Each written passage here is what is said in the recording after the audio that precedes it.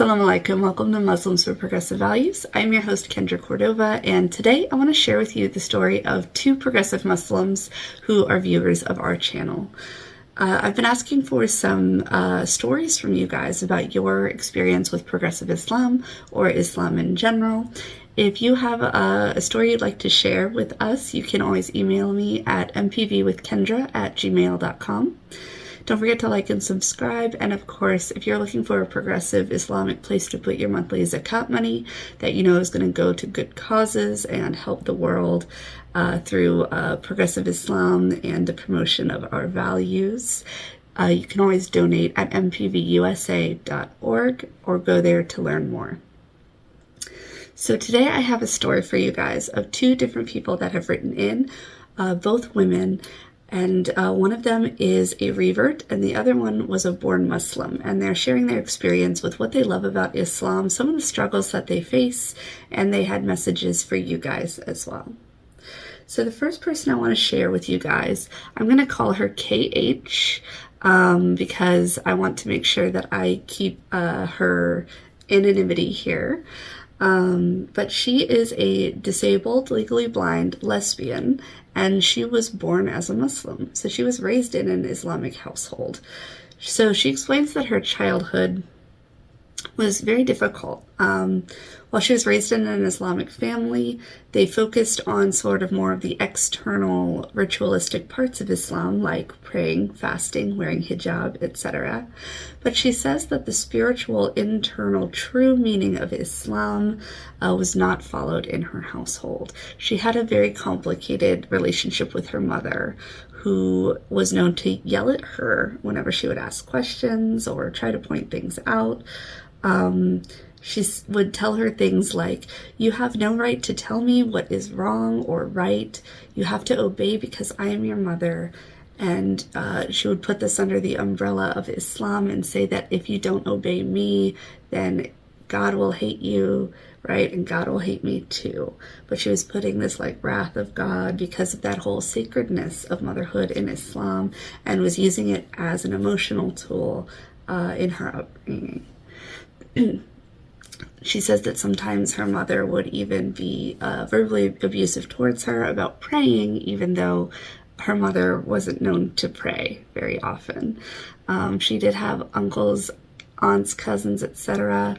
that would espouse Islam, but they would be openly vain, backbiting regularly, and these sorts of things. And that she also points out that her family would use her disability and her reliance on them as an excuse for this abuse towards her, which is honestly heartbreaking.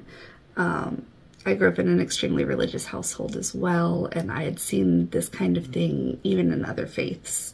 So this is always awful. But she still has a love for Islam, which is absolutely beautiful.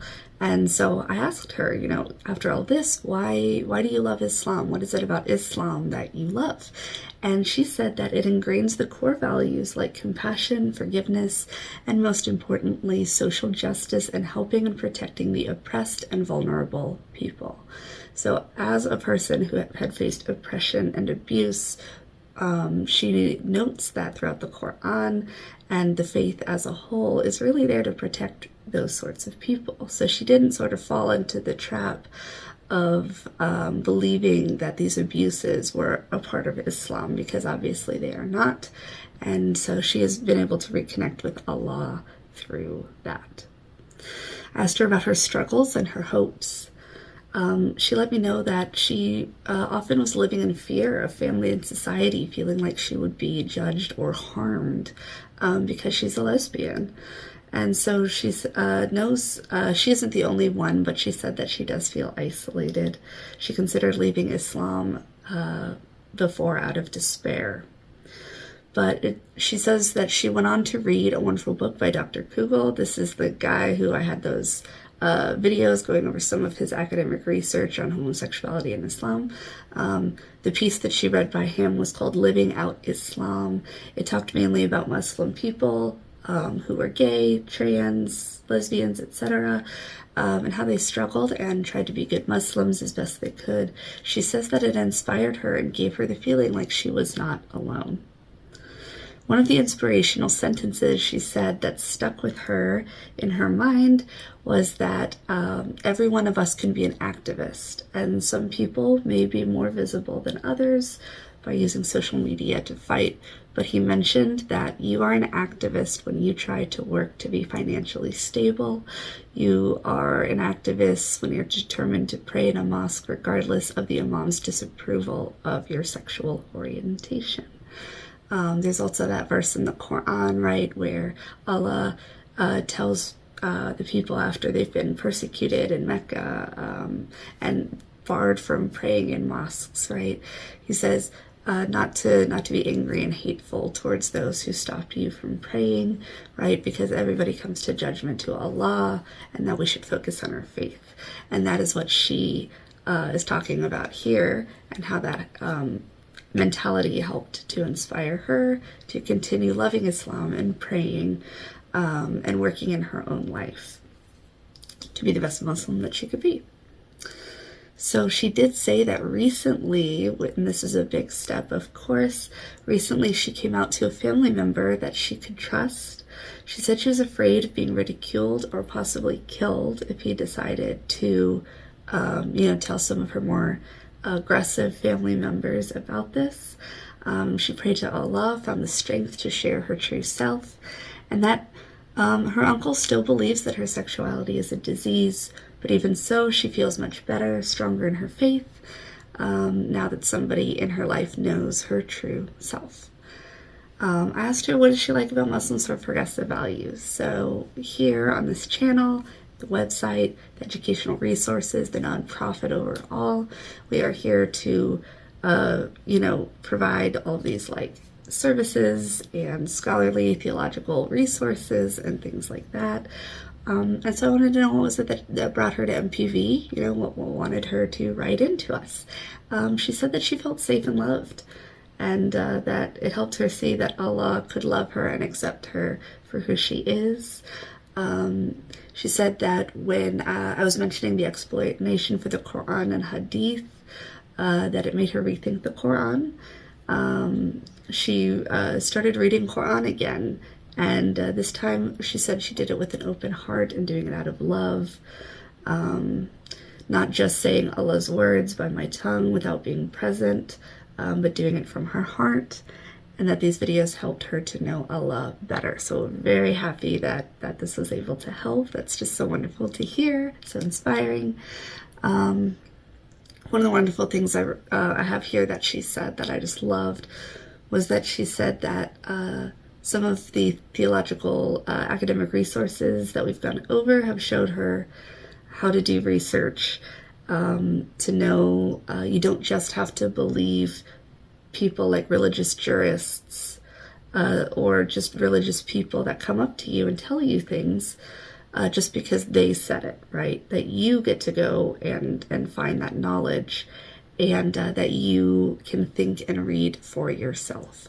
I love this because, like I have said multiple times here, I grew up in the Catholic Church, and the Catholic Church has a long history of using things like not translating things from the Latin, the requirement of using a priest and having to get permission from a priest to get forgiveness for you from God, right? Having to have these intermediaries. And that's one of the beautiful things about Islam, is that there's no intermediary between you and God.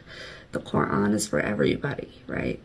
We can all learn Islamic educations without needing somebody to tell us whether God will forgive us or not, whether God loves us or not. And she said overall that MPV has helped her to love Allah again and love being Muslim. So we're happy to hear it. And finally, I asked her for a message. Like, if you had a message for people in the audience that might be going through similar things, whether they have disabilities, they have these family troubles, or maybe they're part of the LGBTQ community as well, what would you say to them?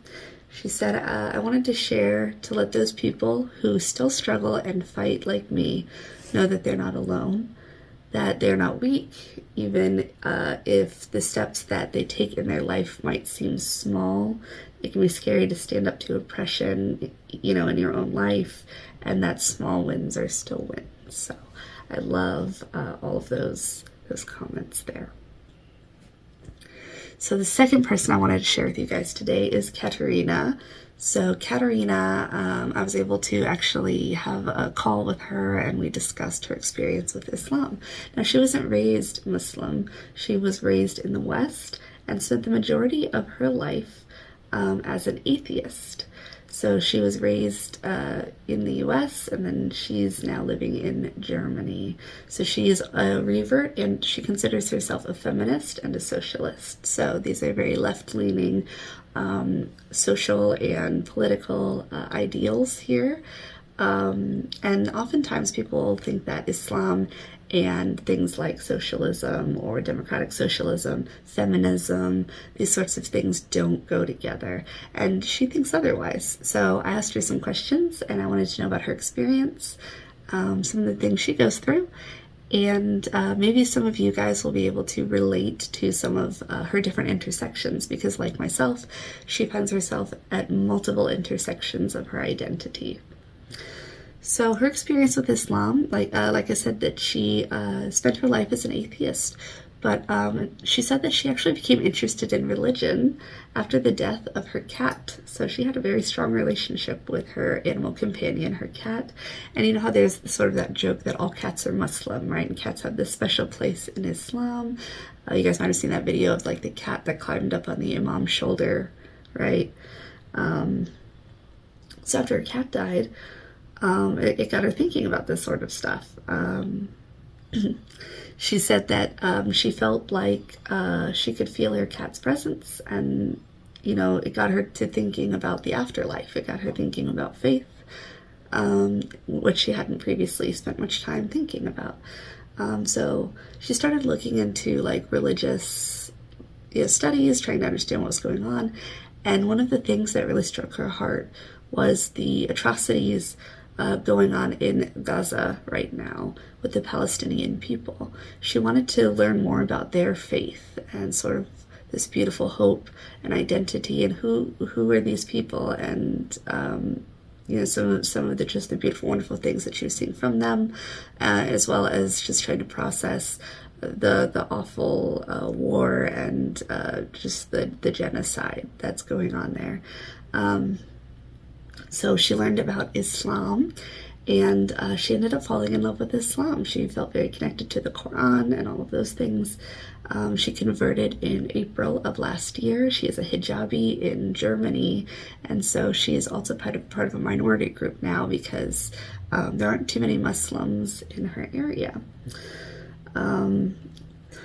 So I asked her about her struggles and hopes. So she says that she feels torn between many worlds because of the diversity of her intersections. Like I said, much like myself, I find myself at many of these intersections too.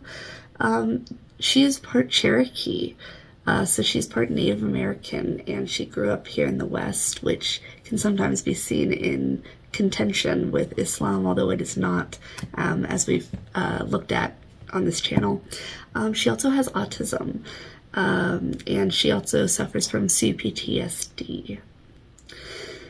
She also noticed that there was a little bit of a difference in her feminism and her life as a woman than what was expected by cultural Muslims around her when she started going to the masjids, because she's happily single and she doesn't want children, which many see as going against Islam. However, she says that she finds verses like Surah 18, Ayah 46, which says, "Wealth and children are the adornment of this worldly life, but the everlasting good deeds are far better with your Lord in reward and hope," to show that her faith is more important than having kids. So she says she has nothing against people that have kids. Of course, that would be very progressive. I have kids and I'm happy, and I've always wanted to be a parent, but one of the things about progressive ideals, progressive mindsets and views of the world is that it should be personal choice, right? People shouldn't have these obligations on them, because everybody's experience in life is very different. So for her, she says she doesn't want kids, and some people look at her and judge her for that, but she does connect that back to Islam and her reading of the Quran. She says that she is also monogamous, and that in her past, she has seen polygamy used as an excuse to cheat on their spouse, right? So using polygamy as sort of like an emotional weapon, not, going through consent and all these other things. And she says that she strongly believes that, obviously and rightfully, a woman should be able to refuse polygamy in her marriage, and that, like many outdated practices, she believes that it could be faded out of society. So when I go over the piece that we're going to go over next, the book 30 Rights of Muslim Women, we're actually going to have a section on that where we talk about the whole polygamy thing and how a woman does have the right to refuse polygamy. Although, the Quran does point out that there's this option there, that it is simply that, it is not mandatory, and women are supposed to have a voice and an equal say in their marriage. So we're going to go over that. But hopefully some of these stories were able to give you guys some more information, and you were able to connect with some of these Muslims here. If you have your own experience with progressive Islam or Islam in general you would like to send in, I'm always looking for more. So don't forget to email me at mpvwithkendra@gmail.com. And inshallah, I will see you in the next video. Bye.